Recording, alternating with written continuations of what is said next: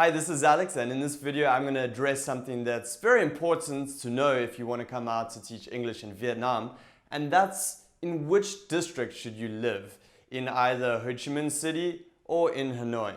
So what I'm going to do in this video is break down the different districts and the pros and cons of them, and give you my recommendations on the best places to stay and live while you're out here teaching. So let's start off with Hanoi, because this is an easy one in my mind. The main district that I would recommend living in is called Tay Ho. And Tay Ho district is a district that surrounds this big lake called West Lake. And on the east side of the West Lake is normally where the majority of teachers and expats live.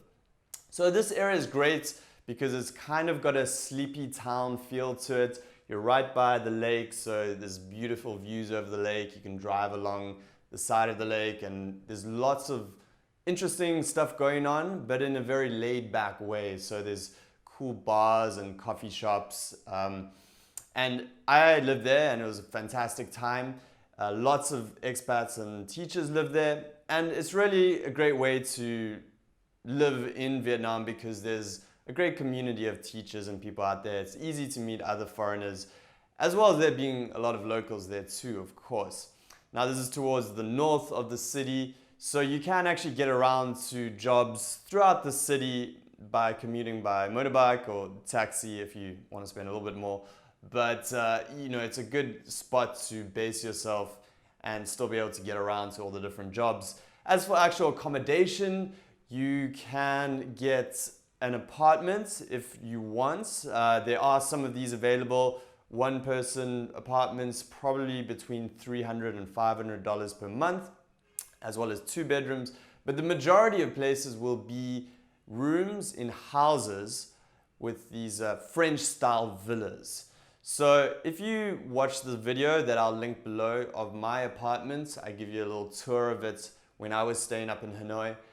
You can check that out, and you can typically pay between $200 to $300 per month, and you'll get your own room. You live in a house with a bunch of other teachers or other expats, and this is a great way to get started and settled in, and it's a nice way to make friends. You typically end up being really good friends with the people you live with, so there's a lot of those options there in Tay Ho district. Now, what about the other areas in Hanoi? Well, you can live in a more local area. So below the lake is a district called Dinh, a little bit cheaper, a little bit more local, less foreigners. Some people like that. It's a nice area too.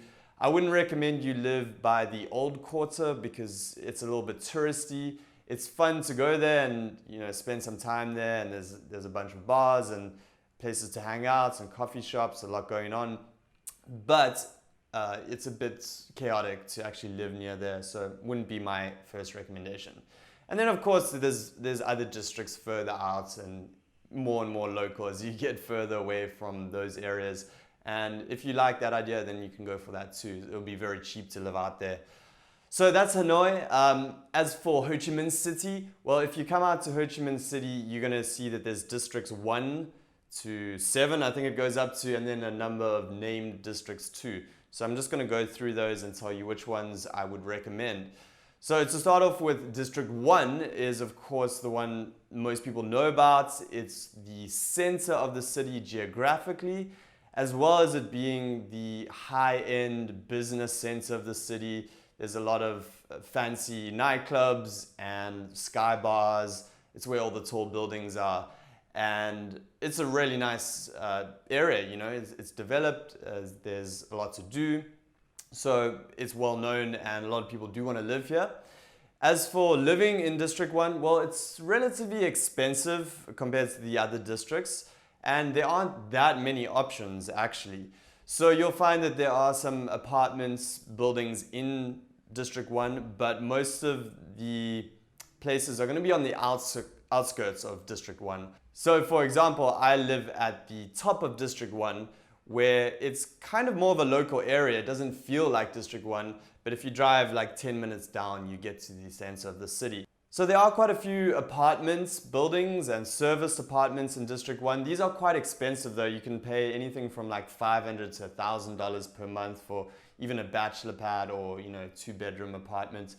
What I would recommend if you do live in District 1 is to find kind of the equivalence of what I recommended in Hanoi, and that's one of those villas where you live with other teachers. And you can kind of find these further towards the edges of District 1.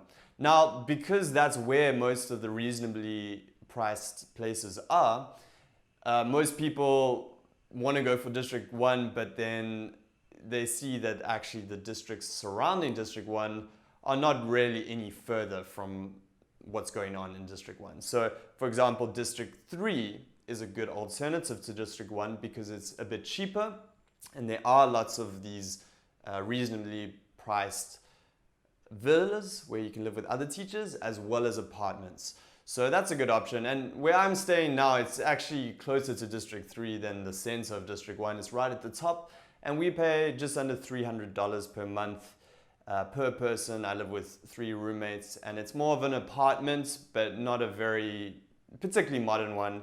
I'll link below to the video I made of this apartment that I'm in now, and you can see me kind of touring around it a bit and showing you what it's like.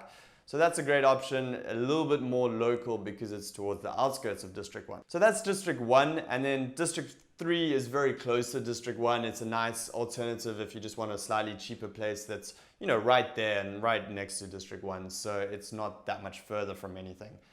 Then it comes to District 2, which is a little bit further outside of the city center. However, it is its own little bubble of an area where you can quite comfortably live and find everything you'd want. There's a lot of bars and places to hang out. And I would say this is almost the equivalent of Tay Ho in Ho Chi Minh City. So it's a nice area for expats, a little bit more peaceful, a little bit calmer. There's a great expat community there, lots of other teachers, and a nice place to live if you want to be outside the hustle and bustle of District 1. So I highly recommend District 2 if that's something you're interested in. Right next to District 2, there's a district called Binh district, which is also very nice if you want to be just outside of the city center but not too far. They have some really nice kind of high-end apartments in these tall buildings. There's one called the Saigon Pearl, and there's another one called the Manor. So those are great options if you want to pay a little bit more. You know, you can get a 3-bedroom apartment for maybe $1,200, $1,500. So you would be paying about $500 per person, but it's these really nice, fancy, high-end modern apartments. So a lot of people like to stay out there, spend a little bit more on accommodation, but really live in, you know, the equivalents of a really nice apartment that would be unaffordable in the West. So I like Binh a lot too. Then there's District 7, which is kind of similar to District 2. It's on the other side of District 1. And it's also a little bit more laid back. There's a nice feel there. It's not too busy and crazy. Again, I would say there's not quite as much going on. It's a little bit quieter over there. A lot of people like that, and then you can commute into the city when you want to. And there's a big Korean community there. Actually, you can get a lot of nice Korean food. There's some nice green areas and parks. It's a really nice area too, so a lot of people opt to stay there. Then again, there are all the districts that kind of go out from the center. Too many to name right now, but if you want to be in a more local area, like really in the thick of the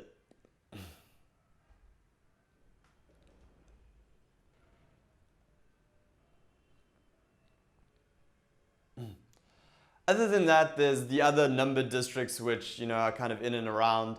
And then there's other districts that go out from it, which are the named districts. And those are a little bit more local. It's kind of areas where it's really cheap, but you might get stared at a bit more because they're not used to seeing foreigners. So if that sounds good to you, you can kind of stay out there. Now, just one thing to reiterate that I've said in previous videos, it's definitely a good idea to see where you get a job before you sign a long-term lease with the place. You can definitely find affordable accommodation in any of these areas that's near enough to your school that you don't have to commute too far. However, if you find a job in one district and you really like, say, District 1 or District 2, then a lot of people do commute from where they live to their work, and that's totally possible too. Okay, so I think that covers the majority of stuff. If you are curious about this and you have any more questions, leave a comment below. Make sure to thumbs up this video, to subscribe for more videos, and support the channel. So subscribe and do that. And yeah, I'm gonna head off and speak to you very soon. Peace.